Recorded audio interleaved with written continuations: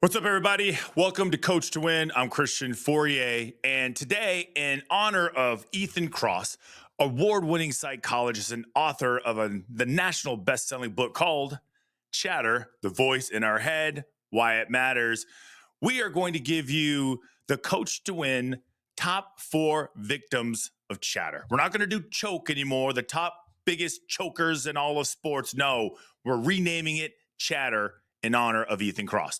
Quick intro before we start. What is chatter? Like I just mentioned, people sometimes equate it to choking, but chatter is basically that annoying little voice in your head that just won't shut the hell up. It always comes at the worst possible time and it doesn't want to leave. Think of it like a parasite that invades your body and is hell bent on destruction. Chatter turns your brain into a nonstop doom and gloom festival, making you worry, ruminate, and second guess everything. It's like having a pessimistic parrot right on your shoulder, just constantly squawking, "You suck." Now, before we start, remember to follow us, rate us, review us wherever you are listening to this podcast. Go ahead and subscribe right now. Please, I'll wait. We have a lot of great interviews on my Coach to Win channel, from John Gruden to 4-star General Mike Garrett. I think you'll learn a lot and hear a lot of great stories. Here we go. The Coach to Win top 4 biggest victims of chatter. Let's start with something easy, just so you kind of get the idea of what I'm trying to do. Ben Simmons. We all know Ben Simmons, right? Ben really needs to read Ethan's book. He may be the most consistent victim of chatter. Feels like he can't ever get a hold of it. But let's go to game 2 of the 2021 NBA playoffs against your Boston Celtics. And for Ben, it started early and it lasted the entire game. Simmons committed 5 turnovers, scored only 1 point, and failed to make any field goals whatsoever. He later admitted, and I commend him for this, he later admitted he was thinking too much during the game, which obviously hurt his performance. Was he really doing the thinking, though?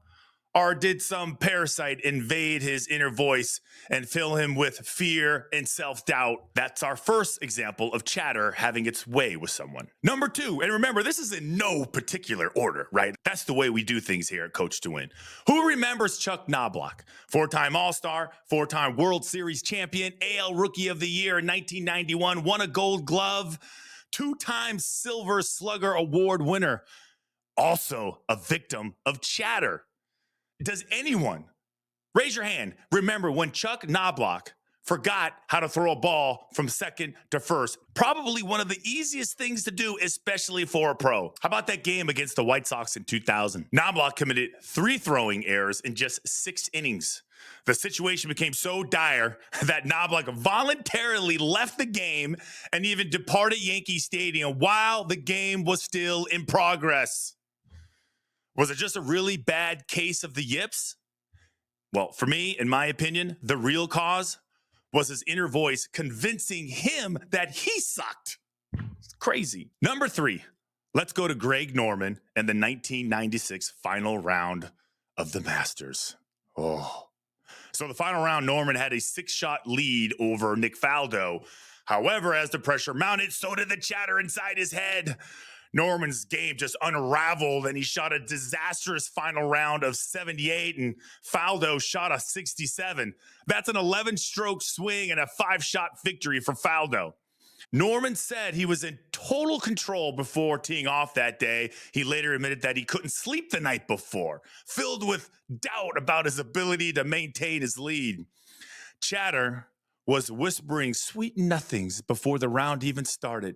Chatter, and that final round in 1996, was in full effect. I wouldn't really worry about Greg Norman, though. He has other assets that none of us can really compete with, and you know exactly what I mean. Last one. Nick Anderson in game 1 of the 1995 NBA Finals between the Orlando Magic and the Houston Rockets. Magic, they have a lead, 110-107 with 10.5 seconds left in regulation. Anderson gets fouled. He gets 2 shots, goes to the line with a chance to basically seal the game for Orlando. However, Anderson missed all 4 of his free throws. All 4 of them. Not 1, not 2, not 3, all 4. Here's how it played out in real time. I want you to listen to the NBC announcer, Marv Albert, and how he explains the situation at the beginning. Nick Anderson making his first appearance at the line, usually a dependable free throw shooter. The Magic with all kinds of difficulties at the line this season, particularly in fourth quarters. Today, though, Orlando 12 of 15 at the line. And Anderson missing on both, but gets to the rebound and again draws the foul. So, Anderson hadn't been to the free throw line the entire game, and he only needs really to make one of the two. But after the second miss, he gets his own rebound, and he gets to go back to the line for another chance to win the game. Now, remember, your inner voice can be an asset or liability.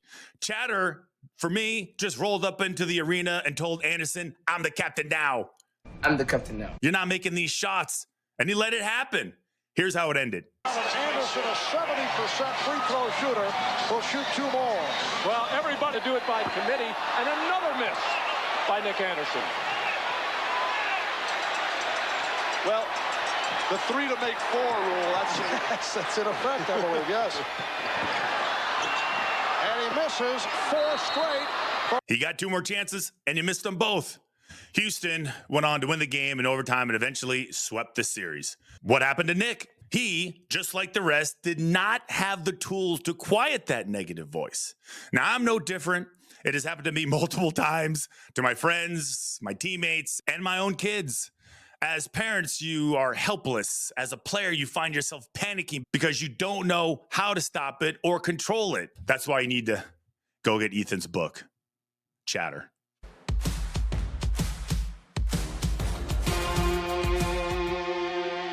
Go get me some knowledge.